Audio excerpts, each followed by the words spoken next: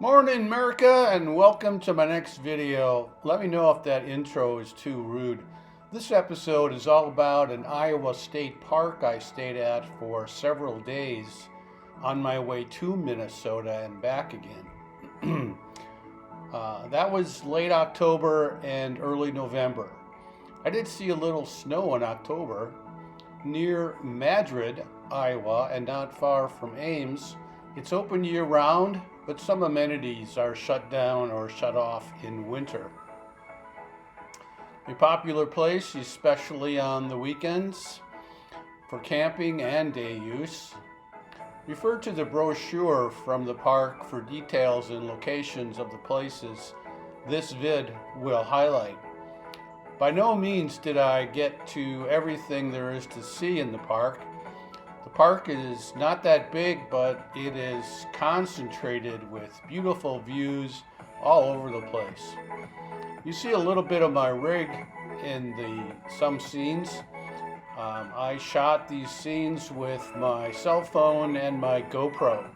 The GoPro was deployed as a bike handlebar cam, a dash cam, and a baseball cap cam. There are many explanatory displays around the park. I learned that there are many kinds of goldenrod. The park has a meadow covered in snowy goldenrod. The first bike cam segment at 4x speed starts at Inspiration Point and goes back to my campsite. Then I don my cap can and I take a short hike on what I think is an esker. An esker is a long, narrow, tall strip of sand and gravel deposited by a receding glacier. As the ice melts, it creates crevices where the flowing water melts more ice, and all the rocks and sand that the glacier had been carrying with it are piled up, leaving a formation that makes a great trail. I hiked on many of them in Wisconsin. The Kettle Moraine in Wisconsin is state-owned and has many miles of hiking, mostly along the top of these eskers left by the last glacial period. You can see that I'm panning down and looking over the edge. This is like walking a tightrope. There are no guardrails. There's nothing keeping you from stepping over the edge and starting to tumble. It's kind of like flying. You can stay elevated over what you're looking down at, but it made me dizzy at times to look down and to see how far it was. I would guess it was over 100 feet.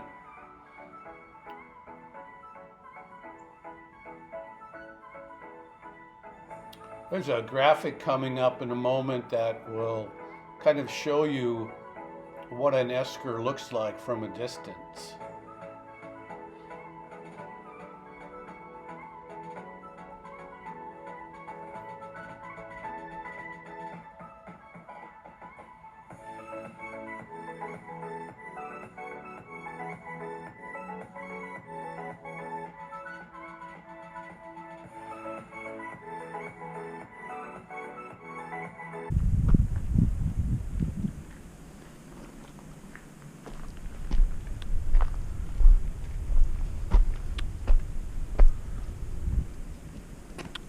Hello there. Great day for a walk. Yeah, they're getting a good workout. Oh yeah. So am I. Have a good one. You too. Oh, Good dog. so tough.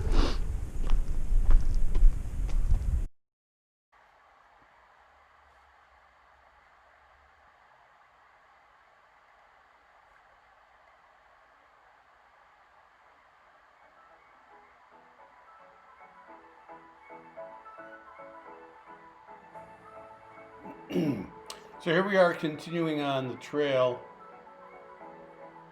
I didn't make it very far.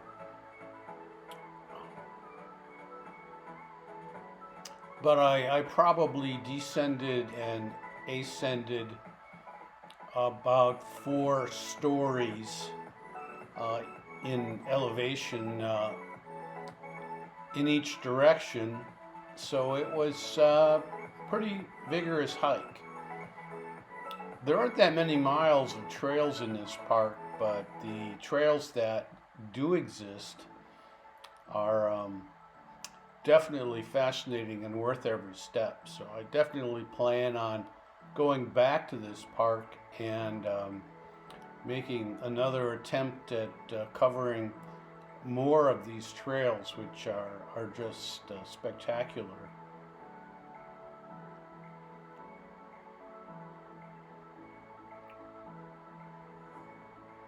I'm really appreciative of this prefabricated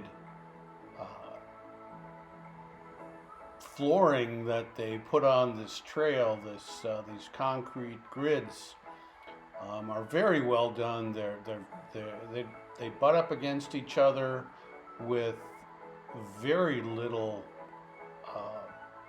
edge to catch your toe on. They're all very flat and even with each other. A very good job, and since I believe this esker to be nothing but sand and gravel for about 50 feet down, I'm sure it would erode rather quickly with any kind of rainfall, and of course with much pedestrian traffic it would wash out fairly quickly. Right about here is about as far as I make it. You can see down below some of the canyon trail. There we go. I'm turning around. I'm giving up. Like I said, it was quite a hike with quite a bit of increase and decrease of elevation. And I did make many stops to catch my breath and just take in some of the scenery. This was in very late October, early November, and the leaves are mostly down. The weather was in the 60s, and as you can see, the bright sunshine was enough to keep you warm, especially with a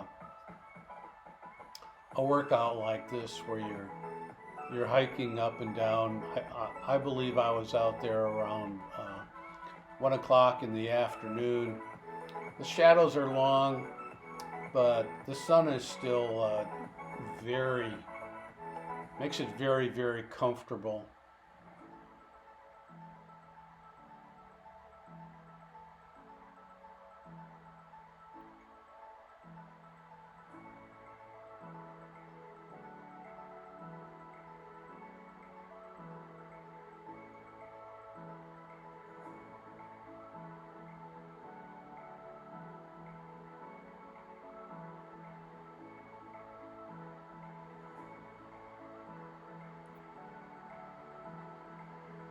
Now I'm going back uphill to get back to the start of this trail where I've parked my truck.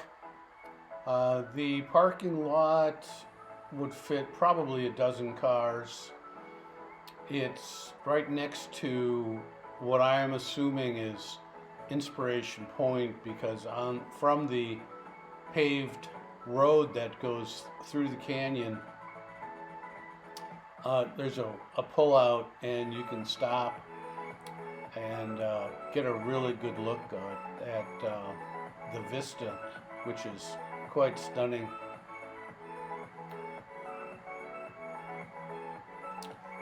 Now we're getting back to the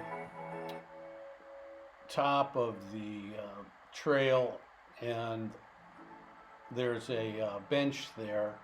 The names of the people who sponsored that bench are plain to see, and I have to thank each and every one of them for putting that bench there, because I sat down and caught my breath. It took a good 5 minutes for me to recover from that hike. I'm not in as good a shape as I wish I were at my age, but I can't complain.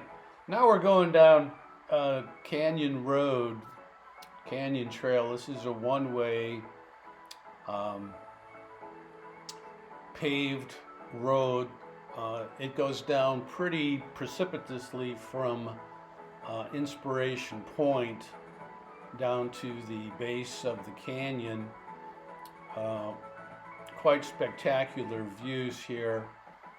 Of course, they close this if there's any kind of icing or snow, but they'll open it up again as soon as the ice melts. It was closed one day while I was there, but they opened it up the next morning. They still encourage people to hike down this road, even if they close the gate and automobiles and any other vehicles can't get through. This is an interesting curve coming up here. They've put some boulders on the edge to prevent any mishaps. Hopefully one never happened, but I can imagine if somebody were to slide off this edge, they would probably roll a dozen times before they got all the way to the bottom.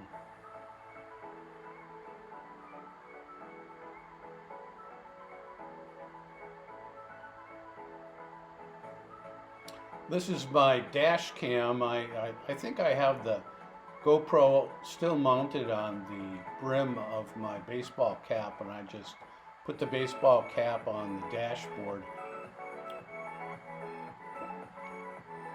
I have a mount for it, but it still catches so much of the hood of the truck that this is just as good. I'll have to work on that. Here we are at the bottom of the canyon road, and that's some of the sandstone that has eroded over the centuries. And there's a creek, I think it's Pease Creek, runs through the canyon and crosses the road, or I should say the road crosses the creek in multiple places, and the water gets to be, I think it was 6 or 10 inches deep, and people just drive through it. I think that's one thing people like to do under favorable conditions, but it's also one condition that can close the road. I'll have to admit it's kind of fun,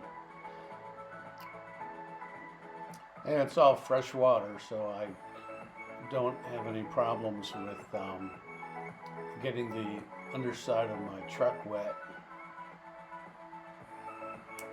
This was one parking area along the base of the canyon road. I got out to get a good look at this Pease Creek, and there's a lot of fish in the water right there, if you can make those out. There's a little bit of a railing there to keep you from sliding off and going into the creek itself, but I guess at night you should be really, really careful. Now here's another trail that goes up to the Crow's Nest. It's called Crow's Nest Trail, and of course I didn't make it very far on this one either. I got maybe halfway up, but a beautiful place. You can see how the CCC, the It's 15 hours. Civilian Conservation Corps painstakingly placed a lot of bricks and boulders and built these trails. And I imagine since they were built almost 100 years ago, they've been maintained probably by volunteers.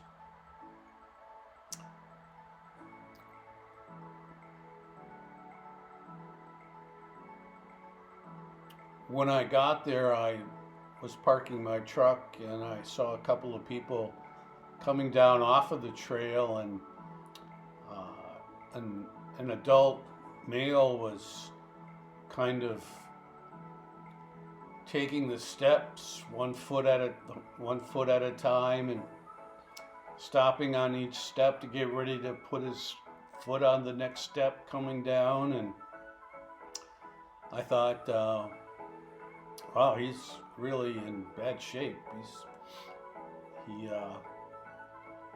maybe has some kind of impairment.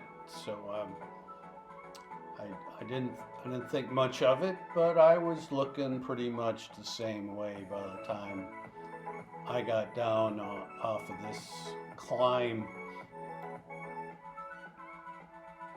I think I probably went up another 50 feet in elevation before I finally threw in the towel and turned around and headed back. There's another trail that comes up and joins this trail from another point in the parking lot.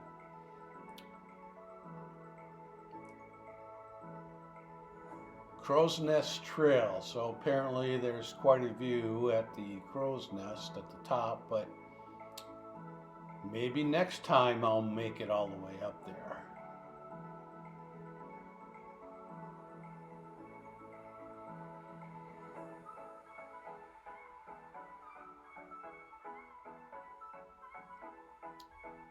The CCC, the Civilian Conservation Corps, was something created in the 30s to put people to work. They didn't make very much money, but they got a roof over their head and square meals every day and a little bit of a salary. And they've done all kinds of work like this around the country. I know in Texas they've done a lot. Here's a bridge that was made with those field stones. Very good construction. Like I said, it's almost 100 years old and doesn't look like it's had to be refurbished or repaired in any way.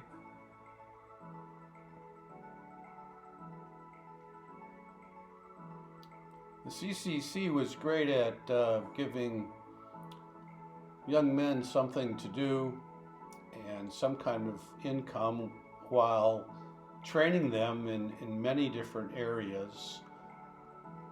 And then when World War II rolled around, they were already disciplined in following orders and living with a group of men with perhaps some rather bare necessities. I believe they lived in barracks or tents. But yeah, not a bad job if that's all that's available. Not a bad job at all.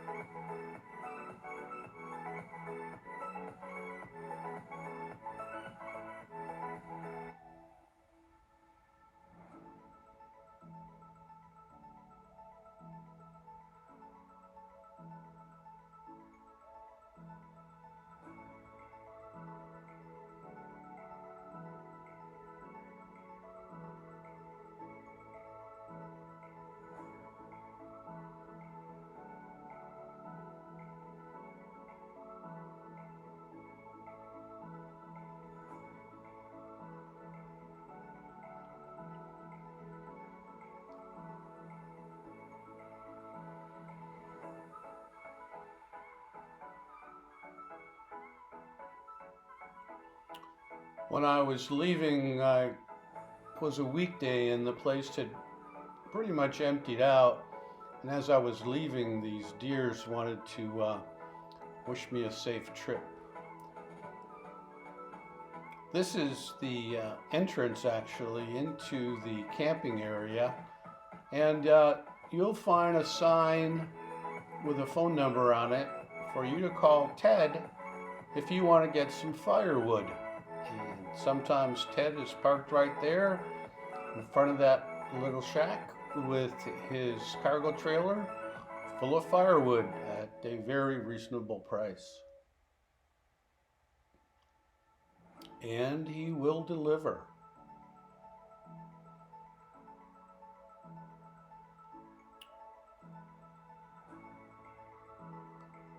So here I am leaving, heading back to Texas. I have a couple of weeks to go before I get there.